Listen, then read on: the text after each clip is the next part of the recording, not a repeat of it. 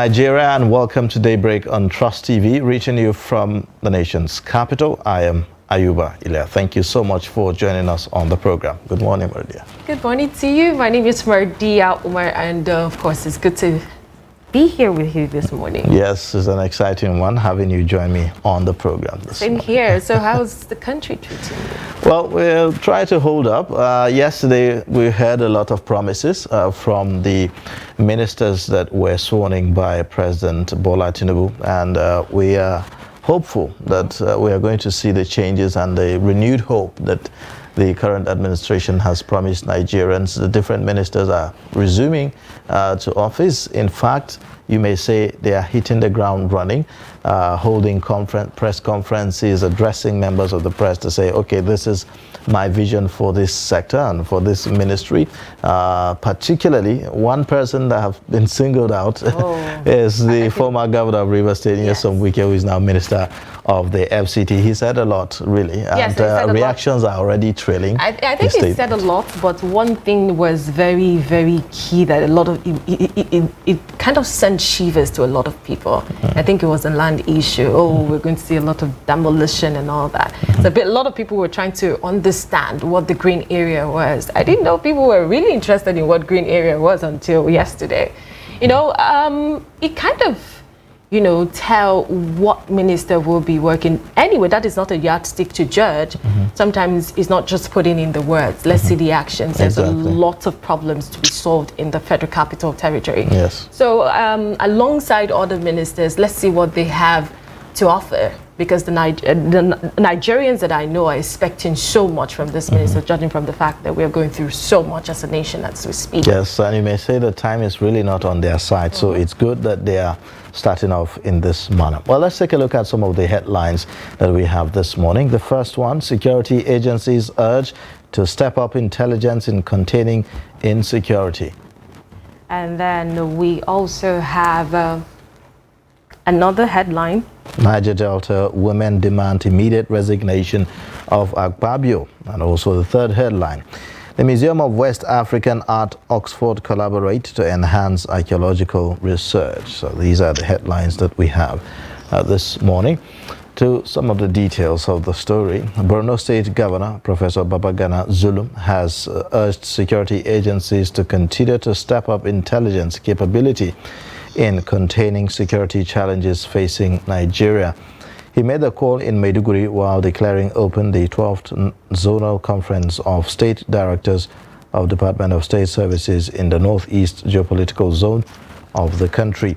The governor said that stepping and scaling up intelligence became necessary in view of the key role of intelligence in containing complex security challenges. He also tasked security agencies on interagency collaboration and synergy for maximum result in their operations. Now, the Borno State Governor, who assured sustained support of his administration to security organizations in the state, urged them to continue to operate in line with rules of engagement. And now let's move on to the other one that says Niger Delta Women League has called for the immediate resignation of the President of the Senate, Godswill Akpabio, to save the country's democracy. It added that it will be mobilizing 1 million Niger Delta women on the 26th of September 2023 to gate off the National Assembly to either thank the Senate for impeaching Akpabio or pressure them to do the needful. The group made the demand in a statement issued yesterday and jointly signed by the National President, Honorable Sheila Tamuno, and the coordinators of the organization. The group noted that given the prevailing economic hardship foisted on Nigerians, it feels subsidy removal without necessary measures on ground to cushion the adverse ripples therefrom. And according to the statement, the Senate President unguarded statement comes wielding the gavel to seal a celebration of an elite 10th Senate over the suffering of the masses. All right, now the Museum of West African Art and Oxford University's School of Archaeology have established a partnership to establish a West African Archaeological Excellence Center. The Archaeological, Cultural and Scientific Research Institute will be housed in the pavilion, the first building within the organization's creative district located in the heart of Benin City. Through this collaborative effort, students from West African nations or those who have shown a strong academic interest in West African archaeology and heritage will have entry to Oxford's graduate programs in archaeological science. Now, speaking on the partnership, the director of the pavilion, Ore Disu, said that the partnership with Oxford University sets us on an ambitious path to establish a center of excellence for archaeological science, materials science and conservation in West Africa. The collaboration will strengthen the pipeline for African-centered scholarship with the view to unearthing the sophistication of the shared past and powering new ideas about possible future. And now let's go beyond the headlines. Now let's take some packages. Now President Bola Ahmed Tinubu says he will hold his new ministers to high standards of excellence in service delivery, accountability and transparency. The president swore in 45 ministers on Monday, reminding them that they do not represent regional or state-specific interests, but were responsible to the entire nation. Kehinde Amodu has more details. The ministers are sworn in batches of 5, which means the president administers in 9 cycles the oaths of office and allegiance to the 45 persons coming into the cabinet. The elation and excitement is almost tangible in the banquet hall of the presidential villa, but the president is quick to issue to the ministers a sobering reminder of the onerous task ahead and the high expectations of Nigerians. It is high honor to be chosen to serve as a minister in the Federal Executive Council of our beloved republic. With such high honor comes tremendous responsibility. In this moment of abundant promise and peril in equal measure. Contrary to skeptical analysis, President Tinubu is clear that the newly appointed ministers were carefully selected based on their track records of excellence in both the public and private sectors. The ministers are aware of the tough task that lies before them, but are promising to live up to expectation. Nigeria should be expecting a departure from the norm. Everybody knows what's been happening in that solid mineral sector of the economy. It's been frittered away. Nigeria has been shortchanged. We've been receiving the shorter end of the stick. There is going to be a critical departure from that norm. Well, not only my ministry, every ministry, the expectation of Nigeria or Nigerians is that you key into the hope agenda of Mr. President. Each ministry has a role to play. The president has sounded a warning to his new ministers that they cannot disappoint Nigerians, who expect them to serve with integrity, dignity, and competence to actualize the Renewed Hope Manifesto. He has also warned that if they fail, he will not hesitate to take necessary remedial measures. From State House Abuja, Kehinde Amodu, Trust TV News. All right, now the new Minister of the Federal Capital Territory, Nyesom Wike, has warned those distorting the master plan of the FCT to expect demolition of their properties soon. The immediate past River State Governor gave the warning while assuming office as FCT Minister in Abuja on Monday. He says his administration will demolish all illegal structures regardless of how highly placed the owners might be. So you can look at refuse everywhere. Those who are paying for refuse collection, what are they doing? So we must also sit down to look at differently ways of waste management or waste disposal. It is very, very, very, very key. All those people who are distorting the master plan of Abuja, too bad. Too bad. If you know you are built where you're not supposed to build, it will go down. It it will go down. Be a minister of anywhere, be an ambassador. If you know you have developed where you're not supposed to develop, your house must go what? Down. Those who have taken over the green areas to build, sorry, our parks must come back. The green areas must come back. If you hate green, you must hate yourself. So if you know you have anybody who is involved that have taken over the green areas, have taken over the parks, to where you now do restaurants, no, we will not accept that. Now, in a similar vein, that the Minister of Information and National Orientation, Mohammed Idris, has assumed office after formal inauguration of the Federal Executive Council by President Bola Tinubu. Meanwhile, Minister of Arts, Culture, Creative Economy, Hannatu Musawa, and Minister of Tourism, Lola De John, have also assumed duties at the Radio House Abuja. The ministers, while addressing staff, promised to deliver on the mandate of the president with transparency, accountability, creativity, and result-oriented leadership. Trust TV's Shafiu Suleiman was there, and he filed in this report. Before now, it was called Ministry of Information and Culture. But President Bola Tinubu unbundled it to accommodate three respective ministers. Mohammed Idris is the Minister of Information and National Orientation. He speaks on its outlook, expectations and covenant with Nigerians. Mr. President has said I should come and tell you to come and say it the way it is. Mr. President didn't send me here to come and lie. And this is a covenant that I'm going to take with you and Nigerians, that we are going to say it as it is. Hannatu Musawa is now saddled with the responsibility of running the affairs of Ministry of Arts, Culture and Creative Economy. With this ministry, we're going to do a number of things. Apart from bringing in revenue for the nation, we are going to export Nigeria to the outside world. Lola De John is Pioneer Minister of Tourism, which before now is subsumed in the Information Ministry. She speaks on her new thinking. There is a major emphasis on revenue generation, and tourism is going to be heavily, we are going to go on a heavy revenue drive.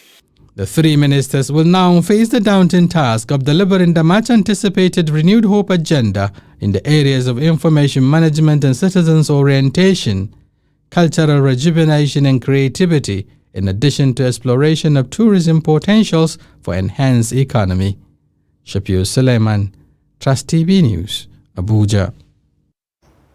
All right, well, very unusual and very strong statement coming from the Minister of Information in particular, where he said, well, if it's black, it's black. If it's white, it's white. And that's what we're going to call it in this, administration. And that's not the usual thing you hear from government officials in his capacity. I really want to believe that that's what we're going to see in the coming days and coming months. And I want to see beyond the words, the actions. If it's white, that's what Nigerians expect, and that's what you should give us. Yeah, perhaps maybe because of his background coming from the, private sector, of the media. I hope that works. In particular. So. I hope that works. Yes. Actually. All right, we'll see how all that pans out. Now, let's take a look at some more stories. 13-year-old Muhammad Kaumi has created a device known as the flood indicator to help check water levels and mitigate devastating impact of flood recorded in Borno State. Borno State is among 19 states predicted to experience flooding this year. Beatrice Kurzi tells us more.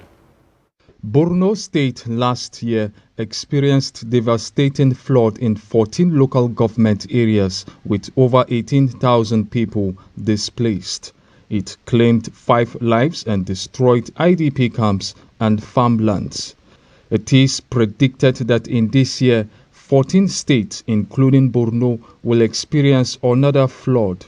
The fear of another possible flood inspired Muhammad Kaumi to create a flood indicator that will help mitigate the impact of such a disaster. He made the device using a sensor chip, papers, wires, powered by a laptop. It is the latest innovations among few of his collections. Shekaran baya na kalla ana yawan yin ambaliya kuma gidajen mutane da yawa ya rushe kuma suna shan wahala. I saw the floods last year. It was so serious and it affected many houses. A lot of people suffered so much during those moments. And we too, we live in flood-prone area. With what happened to people, this was why I made a flood indicator. The flood indicator has 3 levels. When water rises to the second level, it means no cause for alarm. But when it rises to 3rd level, the device will make a beaming noise, indicating that there will be flood. The 13-year-old boy says he plans to create more, but lacks the needed support and resources. Ina girma ina son zama engineer wanda zan constructing wasu machines wanda ko motoci wanda baya using mai sai battery. I've been watching lots of engineering activities on television. This is what makes me believe that I can do more. Before now, I invented a mini generator that charges phone. Right now, I'm planning to invent a jet and a car that uses battery so that people will not have to buy fuel because it's very cost. But I need support and money to buy the things to make it.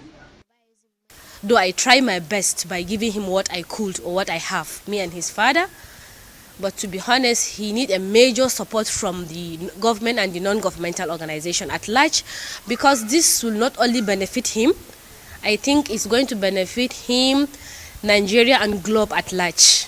The young lad wants to become an engineer in life to touch the lives of many with his inventions, but that can only happen with diligent studies and support. All right, now we'll take a short breather, and then when we return, Daybreak will continue. Join us again.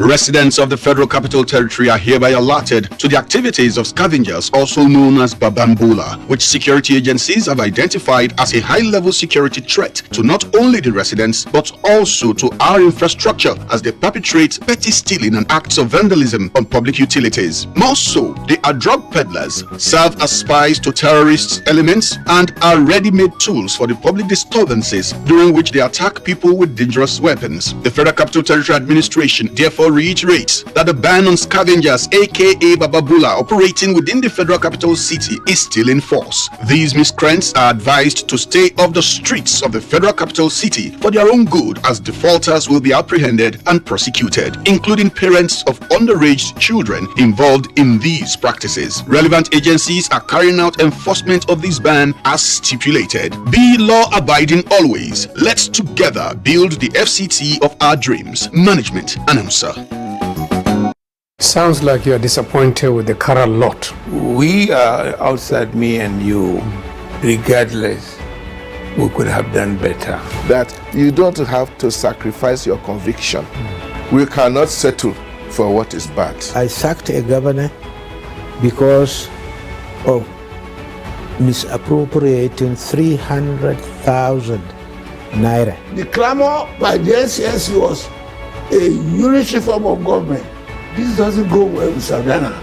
So when we said we wanted self-government for Nigerian entities, so you count me out. What you call goal aims and directives that the issue of joining politics simply because you want to be given job or to be given contract. Removing the assumptions, the foundations of their theories, and at the end of it, each and every one of them seems he surprised. I was posted to Guachuku. My job was to go from community to community, educating the people how to improve themselves. Government will come to help you.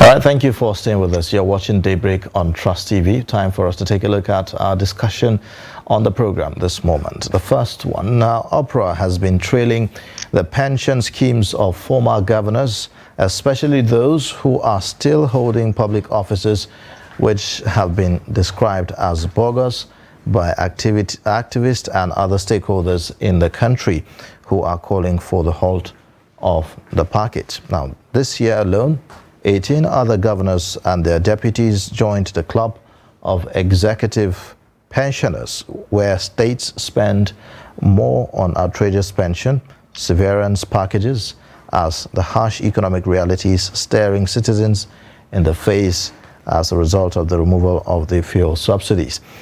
Now, we'll be talking about this on the program, talking about the multiple pension severance packages and allowances being enjoyed by public officials such as former governors, senators, ministers, and even commissioners. We have in the studio the team leader of Center for Social Justice, Mr. Onyekpere. He is a lawyer with specialization in development law, including fiscal governance, freedom of information, anti-corruption, extractive industries, political finance, gender and exclusion, human rights, and constitutional reforms. Well, you can say a man of many caps. Thank you so much for joining us. My pleasure. On the program. We also have the Society Legislative Advocacy Center. Okay, that's Suleiman Mande, who is from the Society Legislative Advocacy Center. Thank you so much for joining us on Daybreak this morning. Thank you. Well, this issue is almost becoming a sing-song in Nigeria, and it doesn't look like anyone is listening. SERAP, as a civil society organization, for one I know, has even gone ahead to approach the court over this. Now we have about 8 former governors in the cabinet. In the President Bola Tinubu's cabinet. We have about 14 of them as senators in the National Assembly who have served as former governors, and yes, they are here now with these packages to them. What do you make of this? Why do we see this defiance? Let me start with you, Mr. Onyekpere. What do you make of this, really? Well, it is a function of impunity. Underline that word, impunity, because the rules of engagement are stated in the Constitution, okay, for public officers, particularly high-level retired public officers, is very clear. We need to go back to understand why these public officers are provided with pensions in the first place. Okay, as a former president, vice president, governor, deputy governor, it's expected that you have contributed so much to the development of your people, and that what you held is a very high office where you are not expected to even begin to work for foreign companies or to start doing the meaning work. So on the basis of that, the state is supposed to provide you with some level of comfort to maintain a standard of life until the person is no more. Now, that understanding is not that you should be provided a superfluous amount of money that will now make you to live like a king forever. Now, you even mentioned these former governors in the Senate, now ministers. You forgot that the president is a former governor. Mm-hmm. And it may even be interesting to know whether he is still collecting that big money from Lagos State, why he still draws the perks of office of the president. Well, I think sometime in 2020, Lagos State repealed that law. You see, there is a difference between what is stated on paper and what happens in actual practice. Even in some states, some legislators are even dreaming of giving such fat allowances or remuneration to their speakers. And so the important thing is that the amount of money that are being paid is exceedingly out of sync with the current reality. And then to now combine it with another remuneration from another office, which is also very humongous. That's why I'm using the word impunity, because even the courts rule against such double payment. Equity leans against double portions. And the expectation was that the president or the attorney general should have taken steps to stop this, but nothing happened. Whether they appeal that decision, I'm not too sure. Even if they appeal, until the Court of Appeal reverses the decision of the lower court, the decision of the lower court is the law. Okay, so Mr. Monday, we've seen where civil society organizations have called this out, just like Ayuba mentioned in the beginning, and then we see these things happen over and over again. And in this present administration, we still see lots of them who will be receiving pensions and still be collecting salary for the position that they hold. So what's the stand of, let's say, your organization now, or the civil society organizations going forward for this kind of actions? Well, thank you very much. First of all, let me say that we expect the government to do the right things at all times, to follow the Constitution, to follow the rule of law, to serve the interest of the people, because it is the people that put them there. Democracy is, as defined by Abraham Lincoln, is the government of the people, by the people, and for the people. And we have a situation in Nigeria whereby self-interest overrides democratic norms. Self-interest overrides good governance. Self-interest overrides serving the people. So when we have a situation whereby government officials do things to serve their own interest, not necessarily the interest of the people who put them there. So we have, like Barrister said, issues of impunity, whereby all acts of misconduct are carried out by these officials, but they go unpunished without sanctions.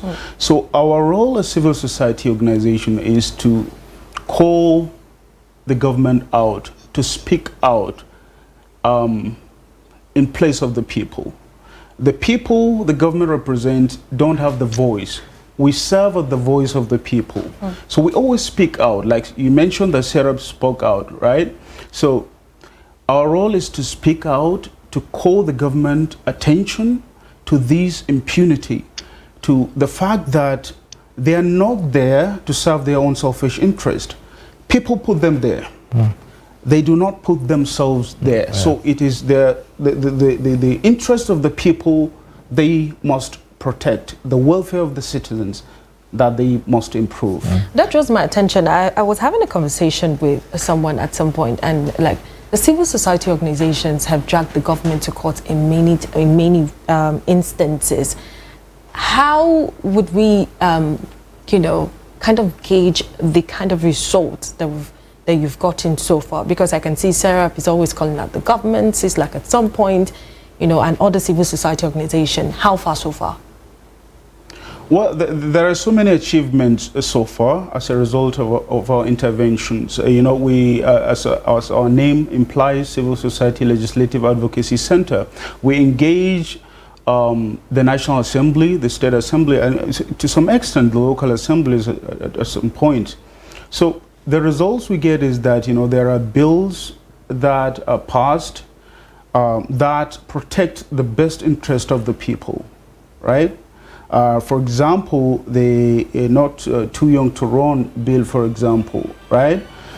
Which provides an avenue for young people. We have seen how there is a significant shift, right, in how the large number of older people who dominated the political sphere of the country, we have seen a significant shift in that as a result of our interventions. So we have so many interventions, so many bills that were passed as a result of our interventions. So this goes to tell you the extent at which civil society organizations have, you know, gone to at least in our own little way contribute to the welfare of the... All right, Barrister, there are those who made the argument that, you know, sometimes some of these packages is so that politicians at that level, governors and the rest, focus on issues of governance so that they don't embezzle money, so that they don't engage in corrupt practices when they know that after their office, after being in office, they have some kind of assurances as to their upkeep and their welfare. How do you respond? That's the philosophy, that's the jurisprudence behind those beautiful packages, but it cannot be the philosophy supporting outrageous packages, because you must look at whatever package is meant for a retired government official in terms of the relativity to what those who are in service are earning. So you cannot justify having the state to pay, for instance, 2 or 3 SUVs, paying for the education, health of all your children, and at the end of the day giving the retired person money in excess of 200-300 million in a year. So you begin to ask yourself, how do you reconcile this with the income from the same state of people who are on the minimum wage, the teachers, even some of them when they retire, they don't get their gratuity, they don't get their pension for years and years. But as soon as a former governor retires or a legislator is leaving office, within a period of 2-3 months, they get all their emoluments. So even coming back to the question you raised earlier about how successful have these civil society campaigns been, it's just like the question I hear, that every street you go into, there's either a church or a mosque. And every Saturday, every Friday and Sunday, we all hear that good word to say, don't do this, don't do this. And on top of that, people say crime is increasing, sinful behavior is increasing. So you could have imagined what would have happened if nobody is reminding you that A is bad, B is good, don't do C, don't do D. And after it's bombed into your ear on a Friday or on a Sunday, and then you also hear it on radio and television, you still go ahead. If you had not been reminded, maybe nobody will walk the streets. Everybody will be going with a gun. Yes, but beyond the reminder, we have the courts here in some instances that have given injunctions. Judgment, yes. As a matter of fact. Good. But they are being flouted. Nobody is... That's why I used the word at the beginning, that word, impunity. All right? Impunity in the sense that the executive is under obligation under the Constitution to enforce and obey judgments of the court. When they begin to disobey judgments of the court, that's when you have this kind of scenario. For instance, way back about 10 years ago, the Center for Social Justice had a judgment, a court judgment, which said that it was under Ngozi Okonjo-Iweala. You know, legislators, they simply see a bulk sum figure, 100 million, 200 million as their money under the budget. NJC, Judicial Council, NDDC, all of them, they just have lump sums. We argue that it is not right in a constitutional democracy for anybody or any institution to spend public money in a way and manner that is not known to the public. And the court said yes. The Attorney General came, defended the case and lost. They said, publish the details of the votes to the National Assembly. Publish the details of all statutory transfers. They behave like they never saw the judgment. They did not appeal, and up to today, they don't obey. The only time they attempted to give a little details was under Saraki's leadership of the Senate, the politics of the time. On a personal ground. Yeah. So it wasn't like he was obeying a court order. It was out of his personal goodwill. So now another person who is not disposed to do us that charity, quote and unquote, to let us know how money is being spent. They didn't appeal. That judgment is still lying there. In the 10th Senate, I know that before the swearing or inauguration of the 10th senators, one of the former governors, Benga Daniel, made a statement that he has written to his state government to stop the payment of his, life pensions and the rest of them, and he's about the only person who did that. Now you have, more than about 13 others who are still, including the Senate President, who is a former governor himself, entitled to, salary as much as that of the incumbent governor in the state. The house that we're talking about in a choice location, the 2 cars, the gardeners, cooks, security details, and all that, even medical treatment for him and his family and the rest of these are some of the entitlements. Is there any law that says, no, this cannot be done, or are we even looking at the direction of making legislations that will prohibit, say, former governors or people who have had one public office or the other and are now in another public office to say, okay, since you are now in this new office, you are not going to be entitled to this other packages from the other office? When Daniel did what he did, out of another same word, charity, that's his own disposition. So it wasn't like he was obliged to do it. But if you look at the 5th schedule of the Constitution, where they were discussing what former high-level public officers should earn and what they shouldn't do, it's clear that they are not entitled, while being on that remuneration, on that pension, to earn another salary on a full time. The best they could do is a little pay that comes if they become a director in a publicly owned company, maybe the sitting allowances, but they are not entitled to go and earn. It's there in the Constitution, okay, in the Code of Conduct for Public Officers. So what they're doing is in violation of the Constitution. So the argument again that they will put forward is that being an appointee of government or being a member of the Senate is not a permanent employment. No, it's a full-time job. Legislators are on full-time job. Contradict me if it's not a part-time business. Even when they go on recess, they are still paid, or they receive prayer points. Now, what about if the ministers are also full-time? But after the tenure as ministers, what happens? So you can suspend the money coming from your state, for instance, when you become a senator. When you finish your senatorial journey and go back, they can continue paying you. So where is the jurisdiction for that now? Because sometimes the argument also about, laws made at the subnational level, state assemblies made the laws, in this regard, and so the National Assembly may not, have the powers to be able to make laws in that regard that may contradict. I mean, you are the lawyer. The fact that the State House of Assembly made a law entitling me to a pension does not mean that pension must be paid at all times. So what the National Assembly can make a law, I mean, in furtherance of this constitutional provision, and put it in black and white, prohibiting double portions. When we are taught elementary law, they said equity. leans against double portions. You've taken one. There are 4 pieces of meat in this room, and we are 4 of us eating. You've taken one. You are aware he has not taken, and I have not taken, and you begin to go for the second. I mean, you don't even need a law to tell you that what you are doing is not fair enough. When we were children, we used to fight over such scenarios. If there are 2 pieces of meat and there are 2 of us, by the time you go for the first one, I will hold the other one, so that for the avoidance of that.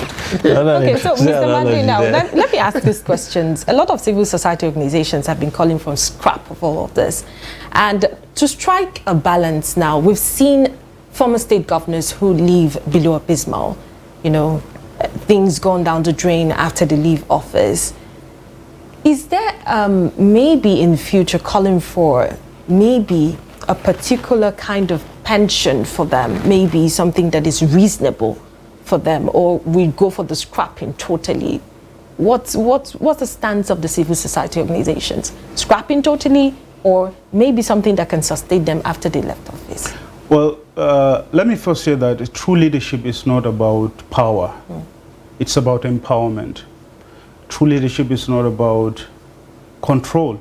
It's about service, right? Giving. And true leadership is also not about your ability to keep benefiting from public coffers, for example. When you serve the people, you get your own remuneration.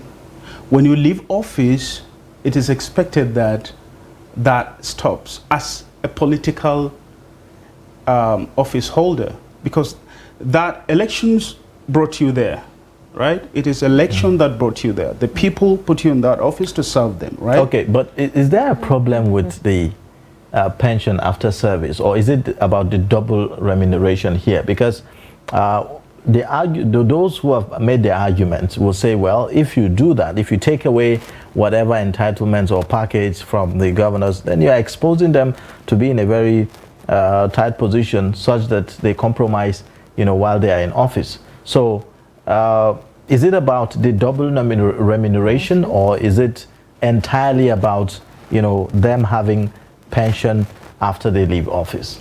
But we live in Nigeria, and we know what public officials, government officials do in office. They siphon money. They are corrupt people who steal monies and keep for themselves, right? So I don't see any reason for them to keep getting paid even after office.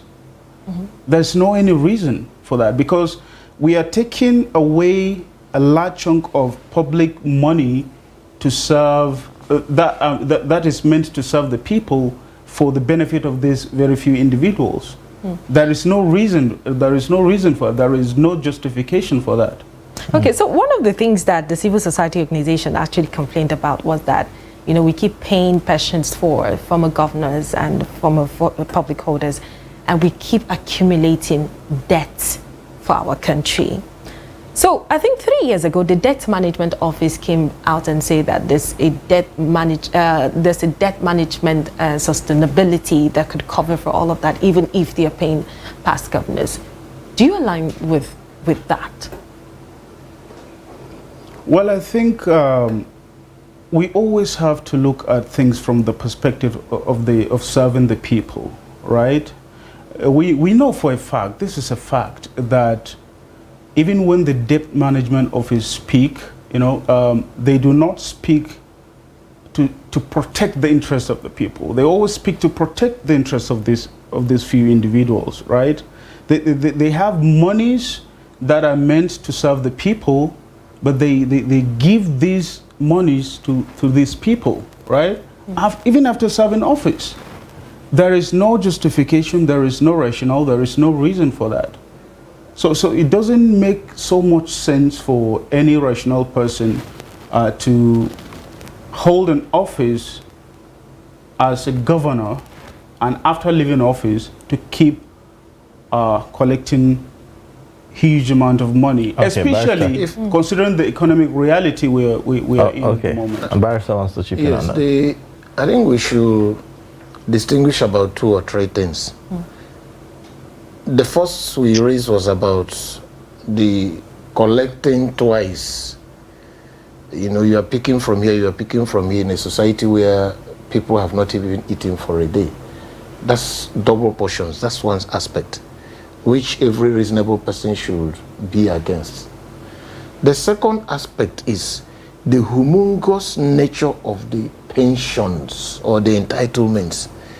You have 2 or 3 SUVs to be replaced every 2 or 3 years. You have a driver, you have a cook, you have a gardener. They give you 2 houses, one at the state capital, maybe one in Abuja or in Lagos or wherever, fully furnished, pay your electricity, pay your children. So you are living an all expenses paid life. The humongous nature is a second. It's like an expenses of another governor in the state. So the humongous nature of such payments also, that's the second scenario, stands condemned. Now the third scenario is assuming the pensions were reasonable and normal, right? Reasonable pensions that could really help you run your family. And that scenario should be premised on you served the people and you didn't serve yourself while you were there. That means you did not steal, you did not inflate contracts, and you came out and you're entitled to something reasonable. I wouldn't be against that scenario if you serve the people, you didn't mismanage or abuse your position, and then you get something reasonable. But the problem is the other 2 scenarios I painted are totally unconscionable before man, before the law, and even before God. Yes, but Barrister, how do you measure reasonable? How do you determine what's reasonable for someone who have been in an office as high as that of a governor? Let's not forget, while he's governor, he has all these services, in place and all that. So how do you determine? I do not earn as much as that, but I live a good life. I don't drive, they are being provided with bulletproof SUVs that cost about 200-300 million. You don't need that to survive. You need a car. So instead of scrapping that a lot of people are calling for, should we go for reasonable now? Should we be looking at reasonable? You know, the question he raised is, what is reasonable? People are in this economy earning 40,000, 50,000 as their wage. If a former governor takes away maybe maximum $1 million, 1.52, I would think that's reasonable because of the kind of mischief that's already in the system. All right, I'm being realistic with it now. So, but the other 2, we said, you are collecting humongous amount of money 2 times, or the fact that even what you are collecting can pay a whole local government every month. That's a different ballgame. But if they can work conscientiously, not stealing public money, earning those salaries as stipulated by the Constitution, and finish and go home, and the state says, okay, I will give you 1 million, 1.52 every month to take care of yourself, I wouldn't be against it. But this is the condition. Not like when you have looted the state dry, incurred debts, stolen the money, you go back and we now keep subsidizing your lifestyle. So this is a decent pension is premised on honest, conscientious service. Should this apply to everyone who has served as former governor, or should there be exceptions for those who maybe did not go back to seek another political office? This should apply to everybody who has served as a former governor. And once you enter another public office where you are paid, the rule against double portions kicks in. But we have governors who left office and never went back to ask for pension. Not that the state actually repealed that act, but because they don't want it. Yeah. We have governor. We had a former presidential aspirant who said, I don't collect a kobo from I remember my state. he said that on national TV. He said that, and nobody was able to. So that was not because he didn't feel it, because that's him. And maybe as governor before he left, if the State House Assembly brought that bill, he wouldn't have agreed to sign. Okay, so that's for him, individual, not. It's more on a personal ground now, more moral, obligation. But Suleiman, what should be the advocacy in this instance now that we now have new ministers resuming office. We now have former governors in the Senate. And again, at the same time, we're talking about how to reduce cost of governance. We are talking about how to show up revenue for the country, debt profile being very high. Nigerians are not really having it, having very, very tough time these days, because of the subsidy removal and the rest. What should be the energy that we should be seeing from members of the civil society groups? Is this something that the civil society is going to take and champion, in this 10th assembly? Yes, this is a cause for us because one of our core mandates is to advocate for an improved welfare of the citizens. Looking at the current economic realities, which we believe that the leaders themselves should look into. We are talking about reducing the cost of governance, for example. But we are also in a situation whereby we see members of the National Assembly proposing 70 billion to improve working condition of themselves. And we also have seen an incident whereby the Senate President mistakenly, intentionally or otherwise, made mention of the so-called prayer that is going to be sent to the accounts of, this is very, very ridiculous. We are going to keep on speaking out because this is one of the things that we believe. We're going to keep speaking out to the government, calling their attention so that they do the right things, okay? To improve the welfare of the citizens, to put the interest of the citizens at their own heart, because it is these people that put them in their offices. They did not bring themselves there. It is people that brought them there, so they must do the biddings of the people. Public interest in order to provide public good. So we'll keep advocating both at the national, state, local level. So it's there a plan to work with state governors? Because I know that some state governors actually have made attempts to repeal this act, but it was never successful. So are the civil society organizations going to work with these state governors who are willing to repeal this act? Of course, we have been working with state governors. We have been working with members of the state assemblies. So this will provide an avenue for us to advocate for repealing this act, so that our focus mainly is for these leaders to put the interest of the people first. Okay? People first. That is the cardinal principle of good leadership. Okay? So we'll keep working with members of the State House of Assemblies, because I believe they are more closer to us than the governors. So, and they are more closer to the governors than us. So we keep working hand in hand with them.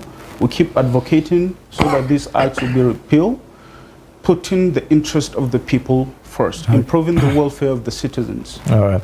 Barrister, at the risk of digressing anyway, even though it's a concluding part of this discussion, I would like to get your thoughts on the prayers that were sent to the senators, in their mails and the rest of them. It generated a lot of uproar at the time, and I recall that there were a lot of discussions around that. And someone gave an analogy that, how do you resume to work, to work in a place, and then after a few weeks or a few months, a couple of months, you decide you are going, for leave, and that leave should be paid for.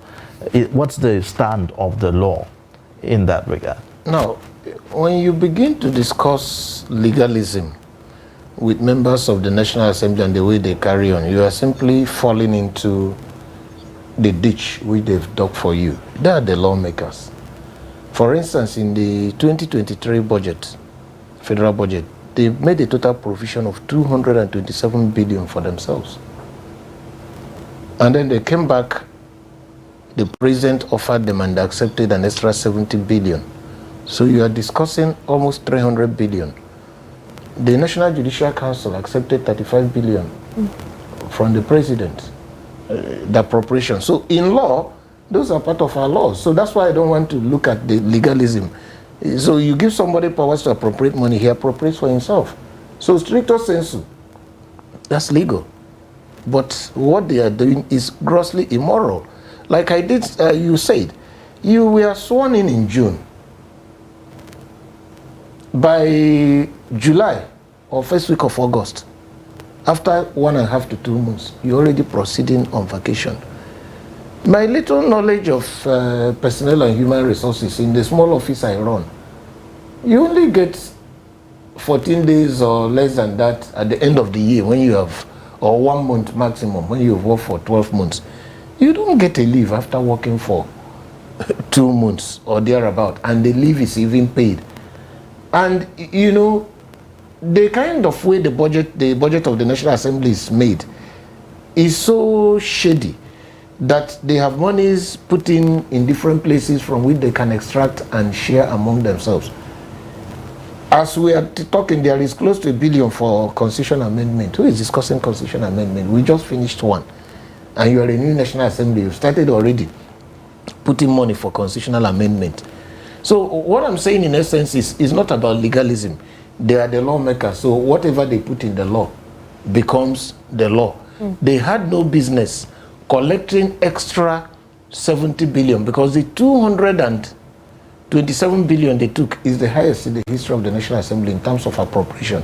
Now, if you share that 70 billion by around 400 and something of them, each of them is going to get not less than 125 million. No, but they said that the 70 billion is not going to them as lawmakers, but to the entire. They can tell that to the Marines. We are not small boys. I mean, we are older than many of them. If you share the 500 billion the president was proposing overall for among the 130-something million Nigerians who MBS said are multidimensionally poor, you get about 3,700 each. 3,700 each. But the legislators, their own package gave them 125-something million each. So that will tell you the story of morality, of legalism. So this thing is beyond legalism. So since they have the powers of appropriation, what they are doing consistently is an abuse of those powers. So it appears we have to go beyond legalism to address some of the immoral, you may say, conduct that we see in terms of, you know, the use of finances or funds in Nigeria. Of course, but in the language of politicians, morality is out of the equation. Issues of morality are out of the equation. It's only, they're only after doing what suits them, what serves their interest. Okay. So the best thing I think we can do is, Barrister talked about impunity, right? These people doing all acts of things without being called to account. All right. Well, we'll have to round up the conversation at this point. Thank you so much for joining. Suleiman Mande, he is from the Society Legislative Advocacy Center, CISLAC. And also, we have the man with many caps, I would say, Mr. Onyekpere. He's a lawyer with specialization in development law, including fiscal governance, freedom of information, and many more. We appreciate you joining us on Daybreak this morning. Thank you for having us. Thank you. All right, we'll take a short breather now, and then when we return, we'll be taking a look at the highlights of our news and also stories on the front pages of our newspapers. Join us again.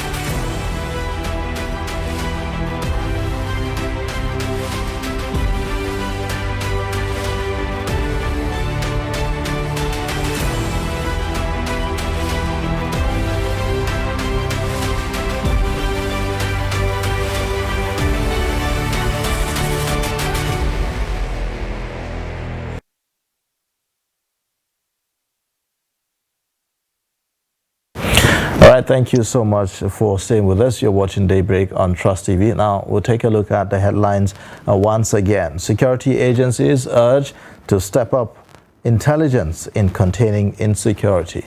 And Niger Delta women demand immediate resignation of Akpabio.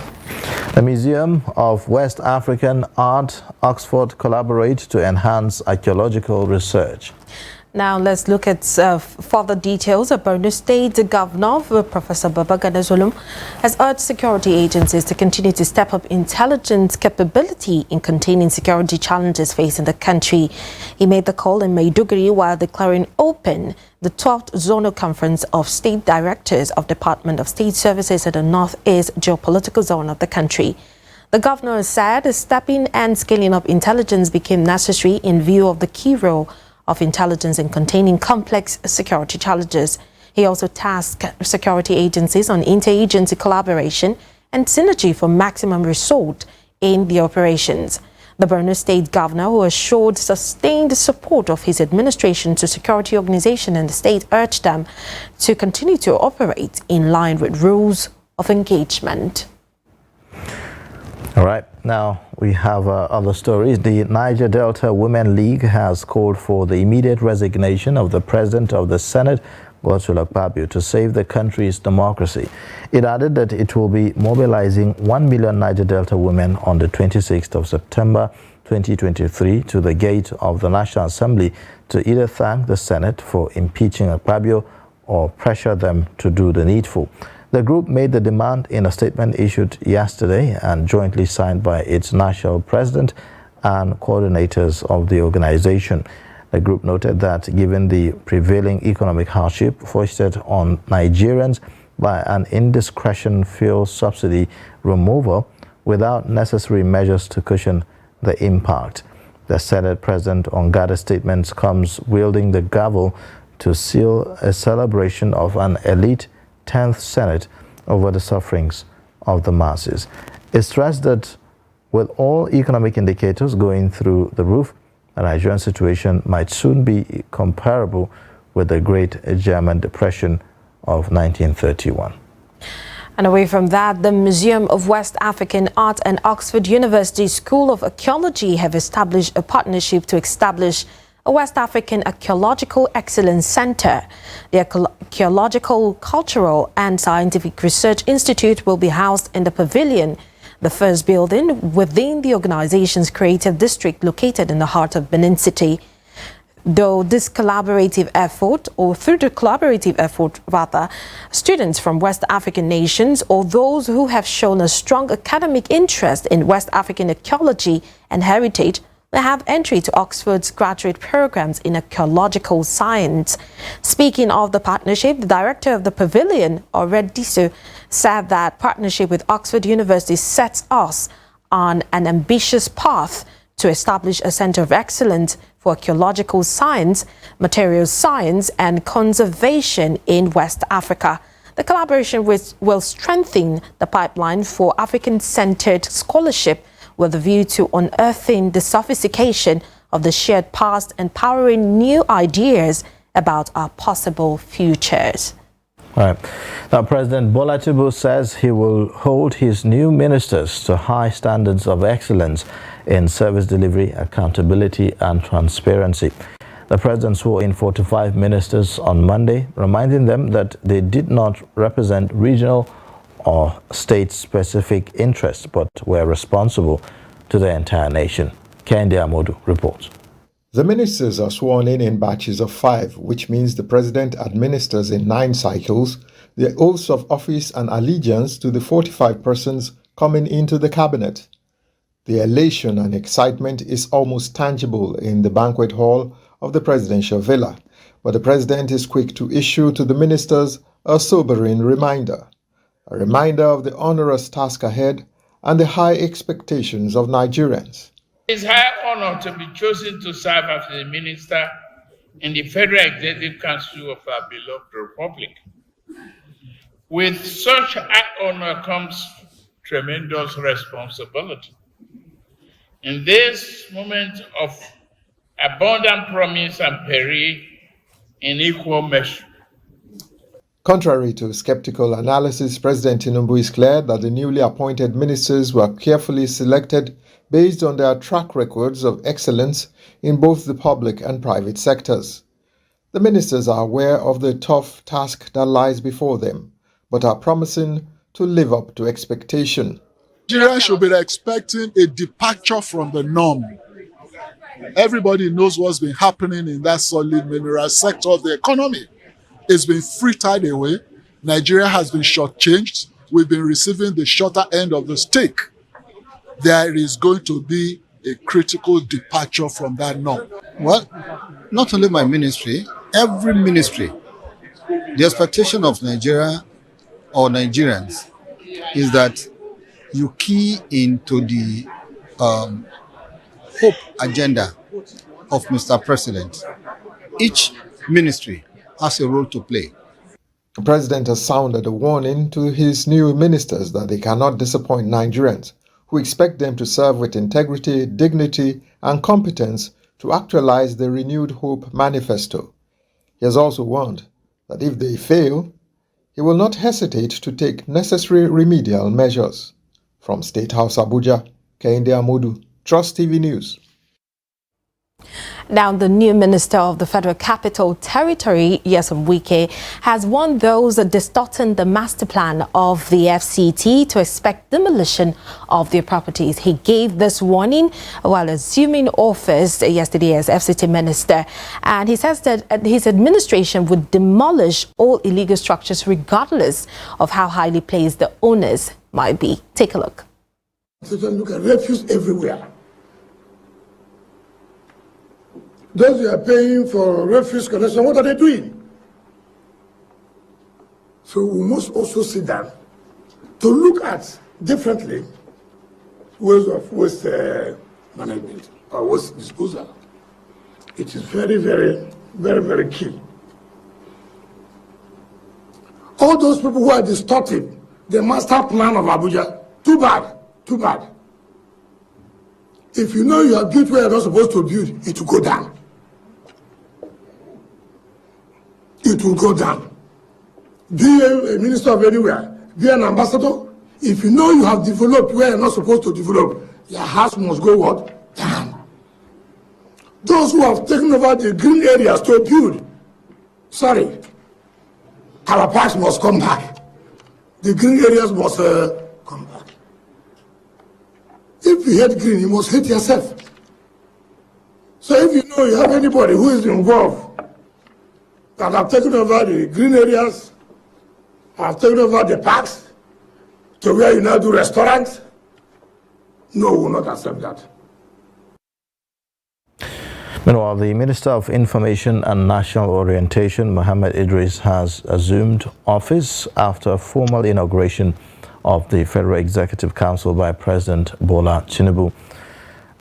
In a similar vein, Minister of Arts, Culture and Creative Economy, Hannatu Musawa, and Minister of Tourism, Lola Adejon, have also assumed duties at the Radio House in Abuja. The ministers, while addressing staff, promised to deliver on the mandate of the President with transparency, accountability, creativity, and result-oriented leadership. Trust TV's Shafiu Suleiman reports. Before now, it was called Ministry of Information and Culture. But President Bola Tinubu unbundled it to accommodate three respective ministers. Mohammed Idris is the Minister of Information and National Orientation. He speaks on its outlook, expectations, and covenant with Nigerians. Mr. President has said I should come and tell you to come and say it the way it is. Mr. President didn't send me here to come and lie. And this is a covenant that I'm going to take with you and Nigerians, that we are going to say it as it is. Hannatu Musawa is now saddled with the responsibility of running the affairs of Ministry of Arts, Culture and Creative Economy. With this ministry, we're going to do a number of things. Apart from bringing in revenue for the nation, we are going to export Nigeria to the outside world. Lola Adejon is Pioneer Minister of Tourism, which before now is subsumed in the Information Ministry. She speaks on her new thinking. there is a major emphasis on revenue generation, and tourism is going to be heavily, we are going to go on a heavy revenue drive.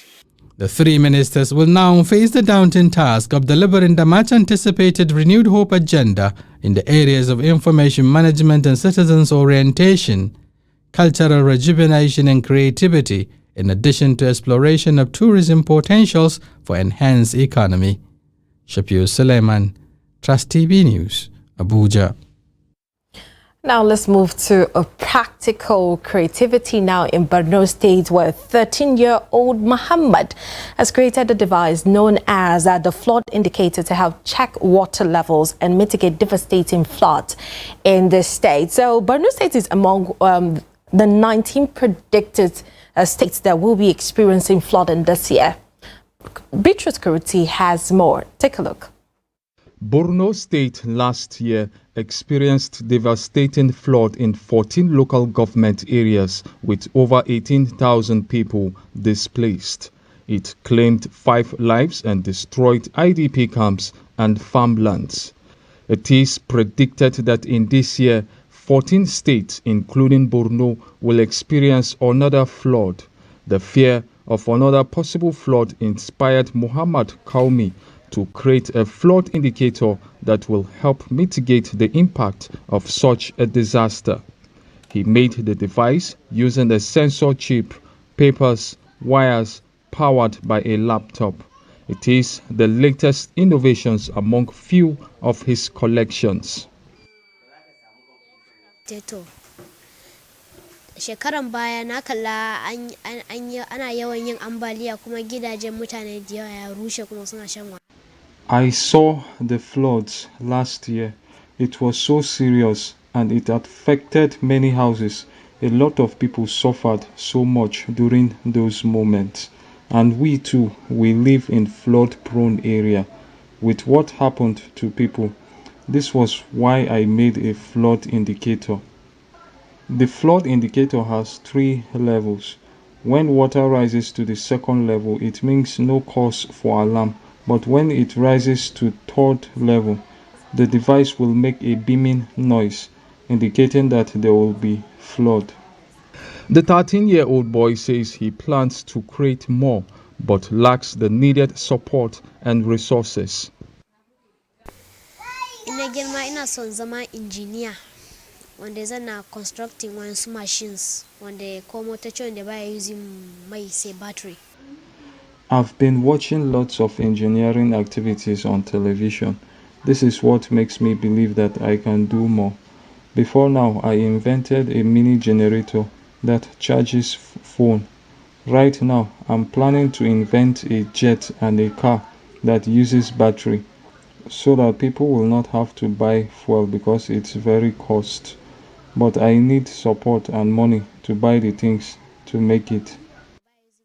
Though I try my best by giving him what I could or what I have, me and his father, but to be honest, he needs a major support from the government and the non-governmental organization at large, because this will not only benefit him, I think it's going to benefit him, Nigeria and globe at large. The young lad wants to become an engineer in life to touch the lives of many with his inventions, but that can only happen with diligent studies and support.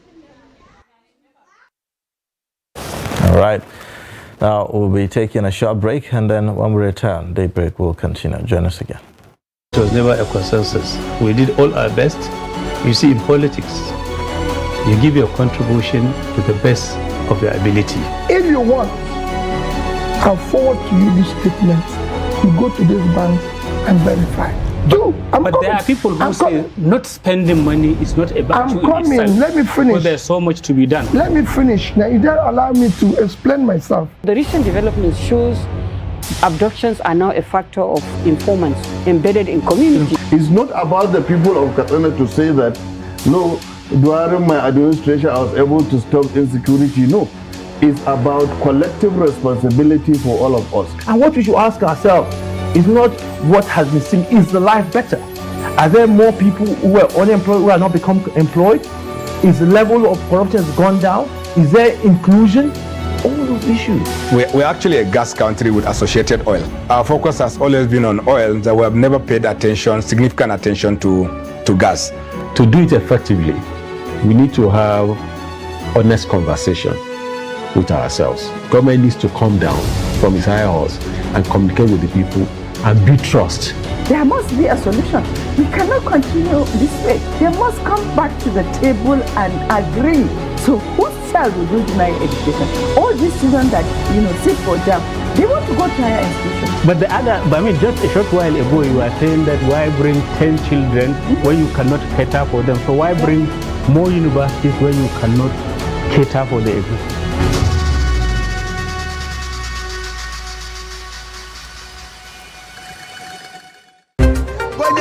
Where you find that they look like the same. Not necessarily tribal or regional.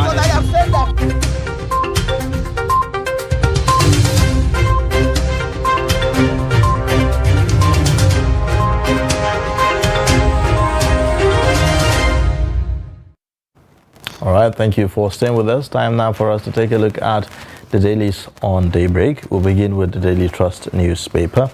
The lead story on the Daily Trust reads, stakeholders set agenda as ministers assume office. It has writers that says illegal houses will go, says Wike. I will pursue rule of law, Fagbemi. I won't lie to defend government. That's Minister of Information, Idris. Also, decent employment on the way, Lalong. I will hold you responsible, says Tinubu. So you would find out all the details about the swearing in on Monday on page 4, 5, and 6. Above the lead story, JP Morgan puts Nigeria's FX reserves at $3.7 billion. They also have governorship poll, tension in Kano as tribunal reserves judgment on page 3. Niger crisis, 2 million children need humanitarian aid. That's according to UNICEF on page 38. You have also oil prices rise above $80 per barrel in international market on page 25. Man accused of killing brother's children remanded for 60 days on page 21. Multiple taxation, power, poor sales, top challenges of manufacturing, according to the Manufacturing Association of Nigeria. Now, the last story there, troops rescue another Chibok girl on page 13. These are the stories on the front page of Daily Trust this morning. All right, let's move on to the Punch newspaper. The lead story says federal government may revoke land allocations, demolish 6,000 buildings and slums. The writers attached to the story, illegal building must go down. Wike tells ministers, ambassadors, and others. The second writer says slums in Yanya, Apo, Idu, 27 others may be affected. Residents beg minister. All right, you can read that story in full on page 2 in the Punch newspaper. Let's take a look at just above the lead story, where federal government may raise $17 billion from oil asset sale. And that's coming from JP Morgan. And page 19 accommodates that story. That we have government to revive Ajokuta Steel, Mahi plant road inspection. Page 20 has more details. And board chairman, MDs, buy additional 145 billion naira bank shares. Page 90. And then let's take a look at the bottom strip where we have pictorial here. Tinubu warns ministers against ethnic politics and appointees on an Ovale agenda. We have pictorials of ministers that were inaugurated recently. And then we have Ondo teenager confesses taking part in over 40 robberies. All right, page 5 has that. And then I want to reunite with a Boko Haram husband. That's coming from a Chibok girl that was rescued by troops. Strange, but page 30 has further details. A Navy arrests 10 oil thieves with over 100 jerrycans. Page 4 has that story, and that's about the stories in front of the Punch this morning. Okay, on the Guardian newspaper, the lead story, operators unsettled over Tinubu's hold on petroleum ministry. You'd find that on page 4. You have a breakdown, an infographic there of the 2022 crude oil exports. You have also Wike to step on toes as Keamo, Umahi, others unveil vision for ministries. Serve Nigeria, not regions or states. Tinubu charges new ministers. Nigeria's inflation to hit 28% by year end. JP Morgan projects. INEC and disturbing threats to November polls. You'll find the details all on the Guardian newspaper. These are the main stories here. Okay, let's move on to other papers this morning. The next stop will be the Daily Times newspaper. And then the lead story says, I will step on toes, demolish buildings, no matter who owns them. That's coming from the new minister of the FCT. And now, let's take a look at another story that says, I think this one, it's the bottom strip here. Let's take a look at it. It said job scammers dupe victims of $765 million in Delta and 5 nabbed. Story started on the front page, but you can read further when you go into the newspaper. And then increase allowances to your wives. That's coming from the AIG. Sounds strange. All right. Page 5 has that story in the Daily Times newspaper. Then armed robbers kill retired cop and wife. That's really sad. That page 424 and the Daily Times has that. Then Tinubu swears in ministers, page 4 has that in the Daily Times newspaper. Then Nyako loses at Adamawa Election Tribunal, page 4 has more details of that. And then we have subsidy removal. Bielsa pays wage award to workers. That story is on page 5. And let's take a look at the top. We have a deputy speaker floats a novel idea on roads development in Nigeria. Started on the front page, you continue reading further when you have a copy. And that's about this. Headlines will be taken from the front page of the Daily Times this morning. All right. Well, quite an interesting story. The AIG asking, whoever to increase salary allowances to their wives. I think that I can imagine that housewives will be, applauding I love the initiative. It's strange, but I love it, Yes. All right. Well, let's start to get some perspectives to the stories on the front pages. We have in the studio Dr. Theophilus Abba, Program Director, Daily Trust Foundation, for insights. Thank you so much, Doctor, for joining us. Thank you and good morning. Good morning. All right. Thank you. Well, matters are rising from the swearing in yesterday, Doctor. A lot of the ministers have assumed duties already. Particularly the minister of the FCT stands out in his comments yesterday.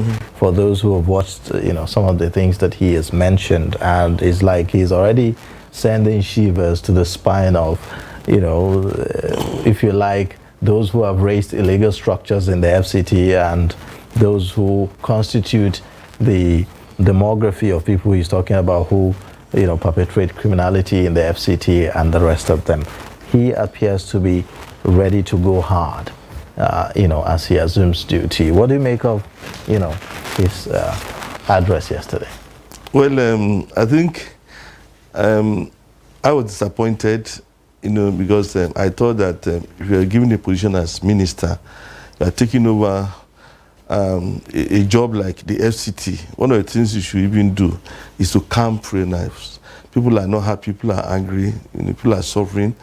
There are issues to handle.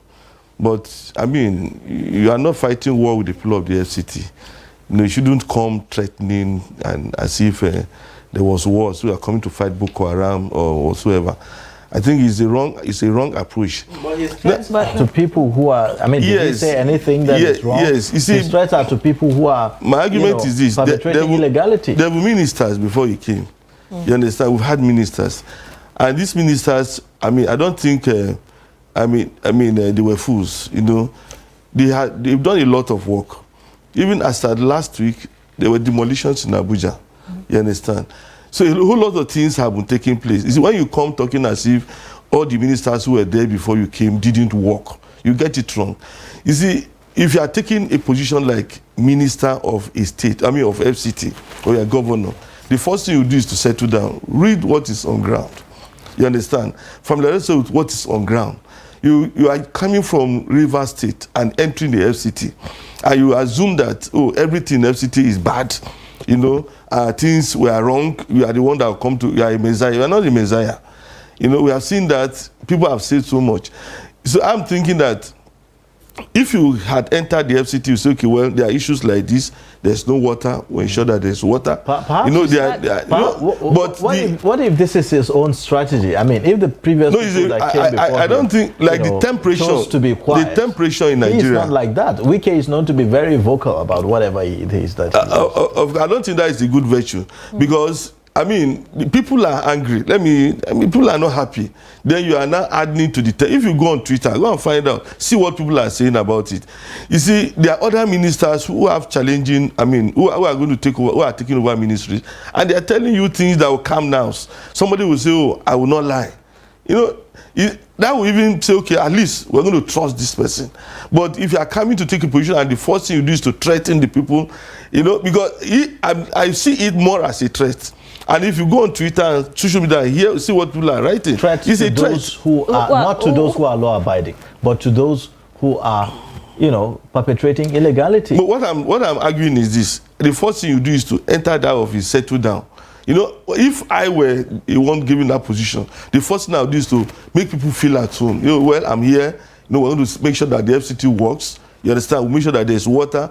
You know, make sure that there's this. Make sure that there's that. Rural roads are constructed. People have a sense of belonging and all those things. Then, if you settle down and you have the facts are given to you. From the way he spoke yesterday, sorry to interrupt you. The way he spoke yesterday, it seems he has done his homework. He talked about when you go to different places, you see a lot of waste, you see a lot of things that have happened. Do you think that, you know, this is his strategy, you know, given the warning as it is? Let's just start the work. We're hitting the ground running as we are.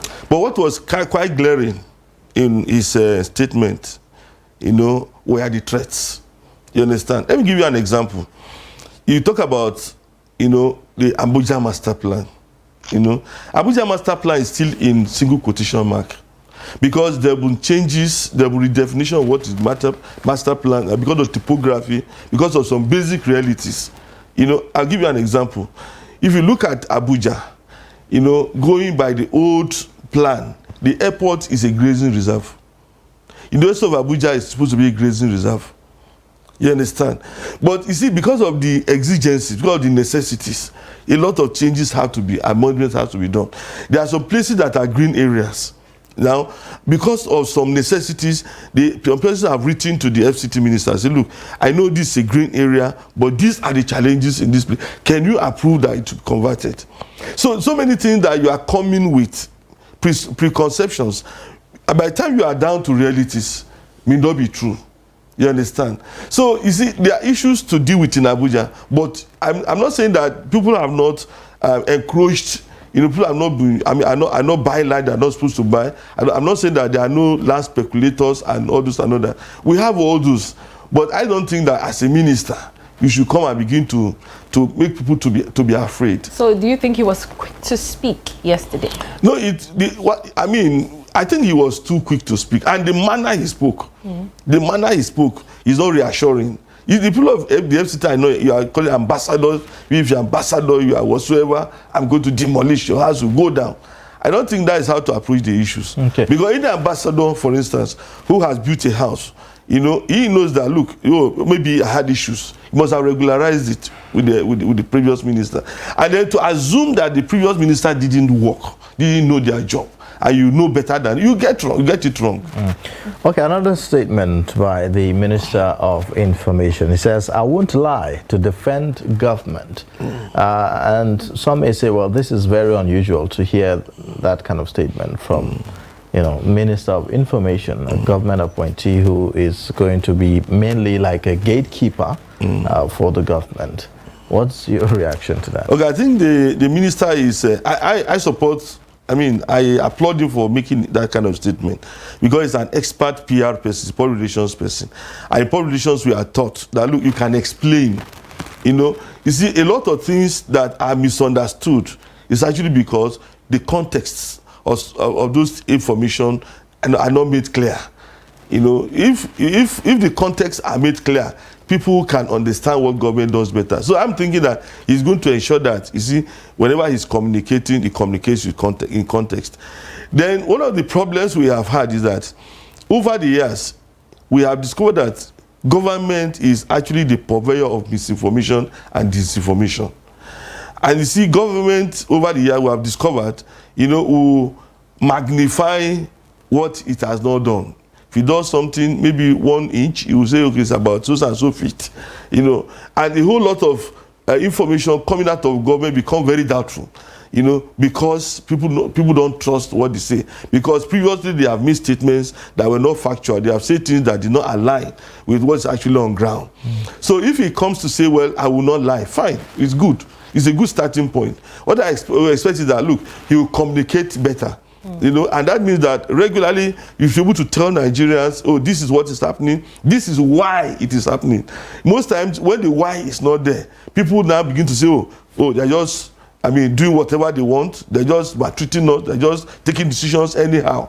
But if you don't know the why, the context of decisions that government takes, you doubt it.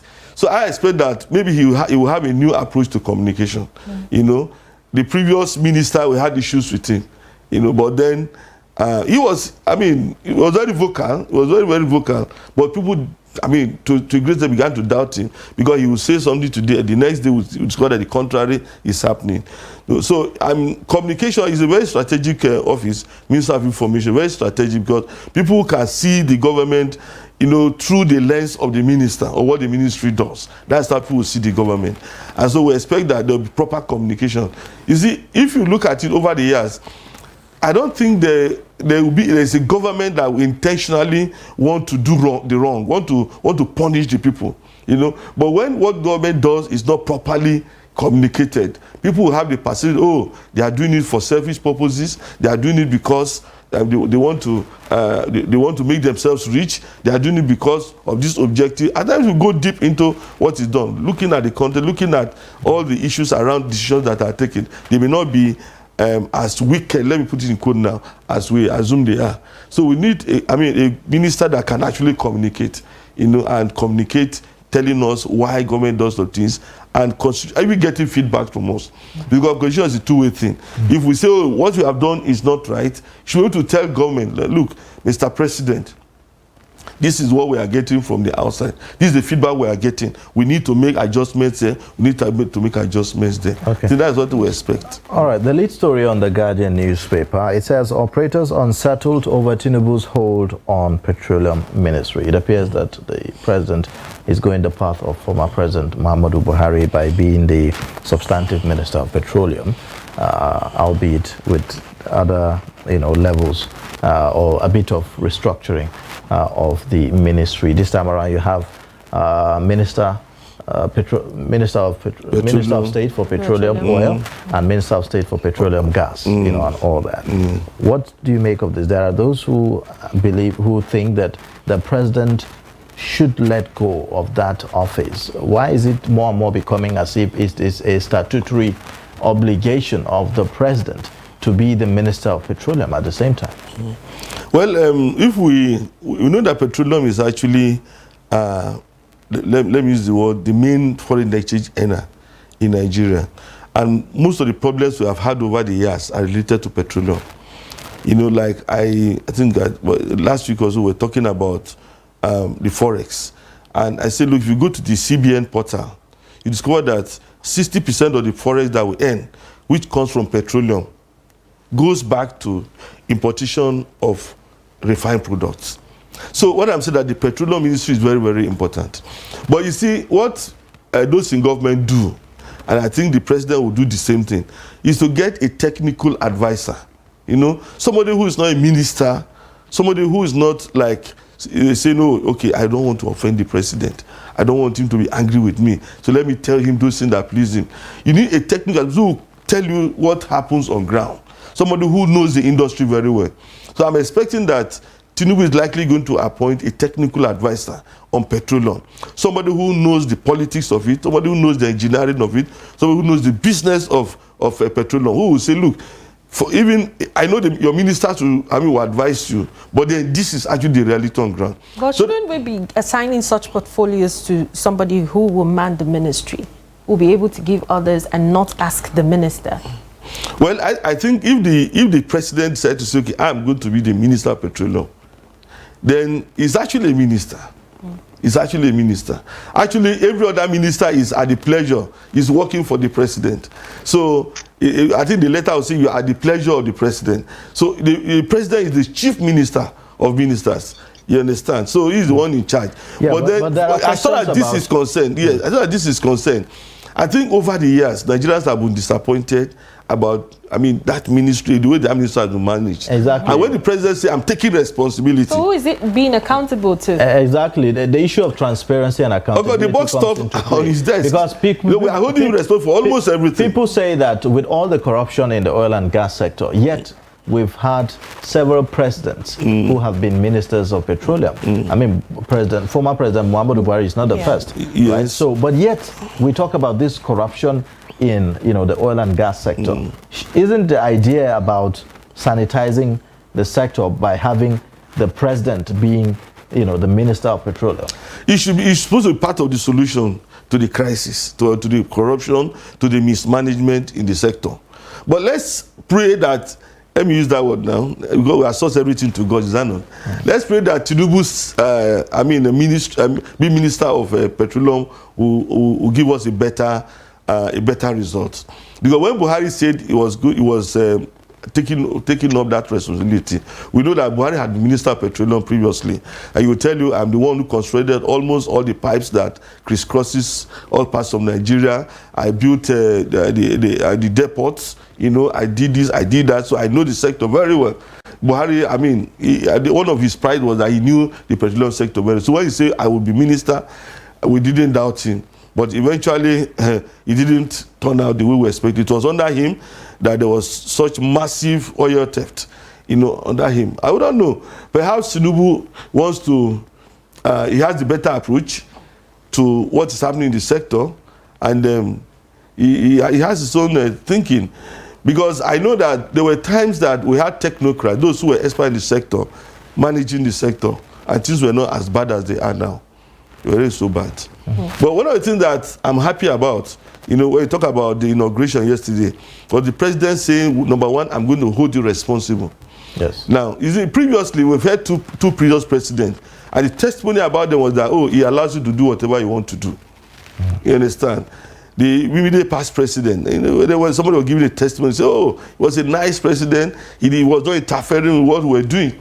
And sincerely, if there's no supervision, if you appoint somebody, give him a position, you are responsible for it, and you don't supervise him, you allow him to do whatever he wants, things will go haywire. And that's what we've seen over the years. So if Tinubu is saying, look, I'm going to hold you responsible, we're expecting a measure of supervision. Maybe every month, we say, okay, we ask you to do this. Where are you? What did you do? I heard you didn't do this. Why didn't you do it? You see, if you don't ask ministers, the people who have given responsibilities to account for the responsibilities they are supposed to, for the things they are supposed to execute, definitely things will go haywire. And I expect that this system should be different. Okay. That ministers are held accountable. The president also made a statement where he asked the ministers to consider themselves as ministers of the Federal Republic of Nigeria and not serving any specific regional interest, or group, and so on. Do you think that message will really go down, to the heart of the issues that we've always had about nepotism? Now, I'm also happy that he made that statement, because if you go to many government ministries, departments, and agencies, for instance, you are the minister of, let me say, information, and so you ensure that the DG of all the agencies under you come from one part of the country, and the DG will now ensure that everybody who holds position, those that I can recruit or employ, are from one part of the country. So you go to some government agencies today, it's people from some ethnic community that are dumped there. Everybody is speaking the same language, and then you are in Nigeria, but you feel you are a stranger. I went to one, and everybody was from one desk to another. They was just, I say, but this is Nigeria. You understand? I was looking for someone who speaks my language. None of them was there. So you see, the kind of nepotism that has happened in Nigeria over the last few years, you know, very bad.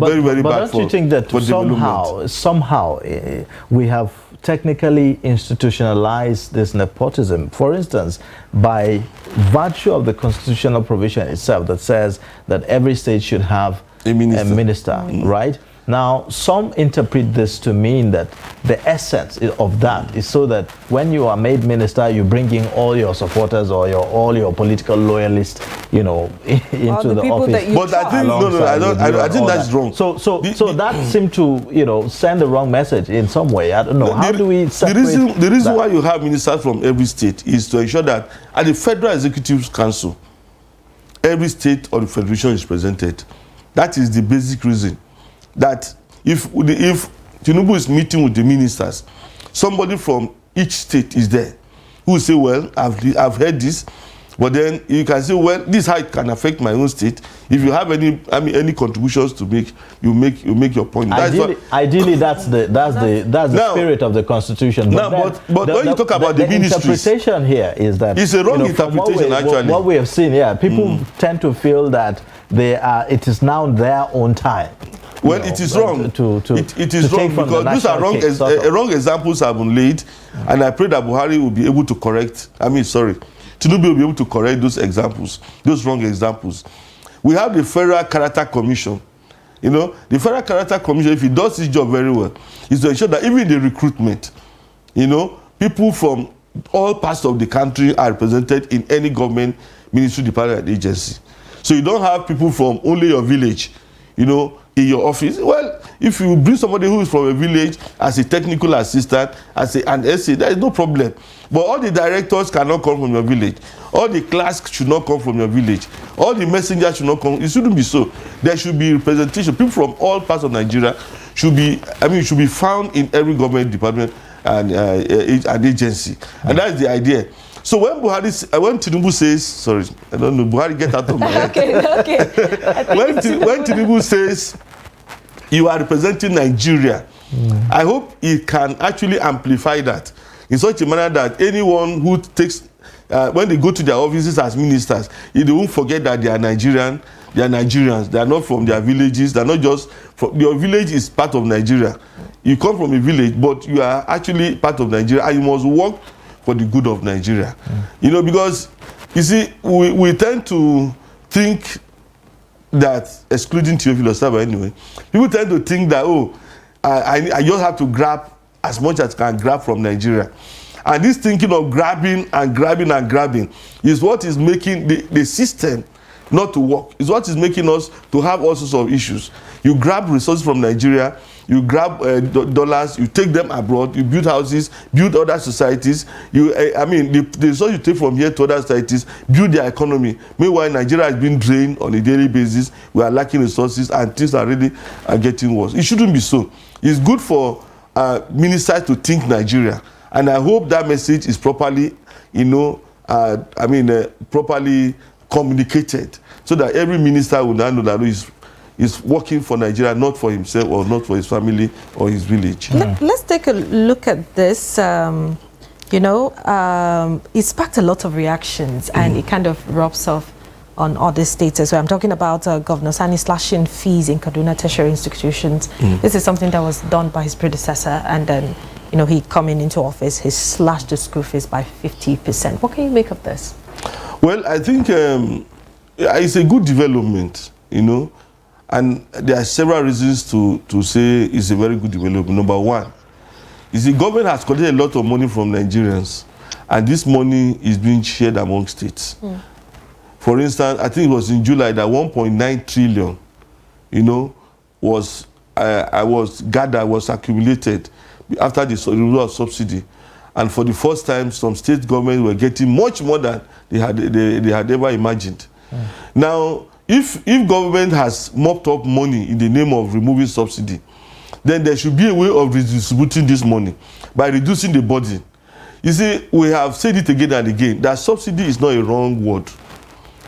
It's not, subsidy is a way of, creating equality. Let me use the word loosely now. Leveling opportunities for people.